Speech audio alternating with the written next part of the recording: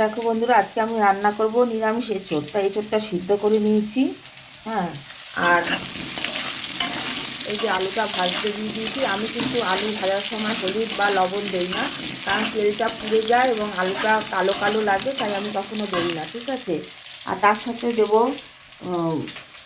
এ দেখো আদা নিয়েছি, কাজু কিশমিশ আর পোস্ত। এটাকে পেস্ট করে নিয়ে আসি, তারপর বলছি আর কি কি দেবো। এই দেখো পেস্ট করে নিয়ে এসেছি। এর মধ্যে কাঁচা লঙ্কাও দিয়েছিলাম 4টে, তোমাদের আর দেখাইনি। তার সাথে দেব হলুদ, জিরের গুঁড়ো, লবণ, কাশ্মীরি লঙ্কার গুঁড়ো, এমনি লঙ্কার গুঁড়ো। আমি সবসময় ধনেটা দেই না। এই রান্নাটাতে ধনেটা দিলে এই যে তোমার কাজু কিশমিশ এবং পোস্তর যে টেস্টটা সেটা পাওয়া যায় না, তাই আমি দেইনি। তোমরা চাইলে দিতে পারো। ঠিক আছে। এবারে আলুটাকে তুলে নেব। এই যে আলুটা তুলে নিচ্ছি। এই কড়াইটা নিয়ে 2-3 জন আমাকে মন্তব্য করেছো। তো যে যতই মন্তব্য করো, আমি এই কড়াইটা সহসায় ছাড়বো না, কারণ এটা আমার দিদি শাশুড়ির কড়াই। সে আমাকে ভালোবেসে দিয়ে গেছে। তার চেয়ে বড়ো কথা কি জানো, কড়াইটা ফুটো হয়ে গেছিলো, তিনি সামনে পেছনে পুড়িয়ে সেই ফুটোটাকে বন্ধ করে দিয়ে গেছে। কোথায় জানো, আমার অনেক কড়াই আছে, কিন্তু এটাতে রান্না করতে আমার খুব ভালো লাগে, তাই এটাতে আমি রান্না করি।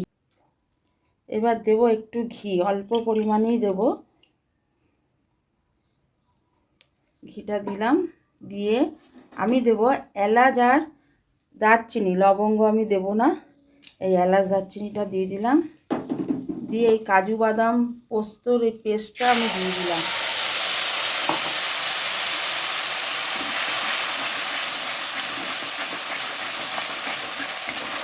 আমি ঘি পরে দেবো না, আমি এখনই দিয়েছি। কষানোর টাইমে ঘিটা দিলে না তোমার গন্ধটা খুব সুন্দর হয় এবং রান্নার টেস্টটাও খুব বাড়ে। এবং তার সাথে এই মশলাটাও দিয়ে দিলাম।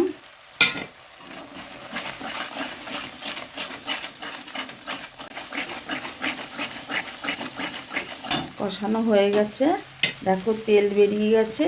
এবারে এই এঁচোড় আর আলুটা একসাথে দিয়ে কিছুক্ষণ কষাবো।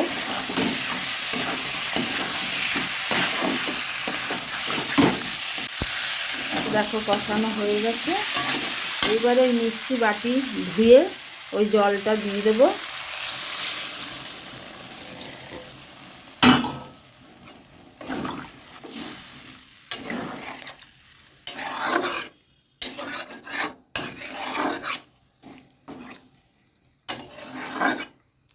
এবার ফুটতে থাকুক কিছুক্ষণের জন্য। নিরামিষ তরকারি মানে একটু চিনি দিতে হবে। বিয়ে বাড়িতে যেরকম এঁচোড় রান্না করে ঠিক সেম ওইভাবে এঁচোড়টা রান্না করেছি। দেখো এঁচোড়টা আমার কমপ্লিট হয়ে গেছে। এবার ঢেলে নেব।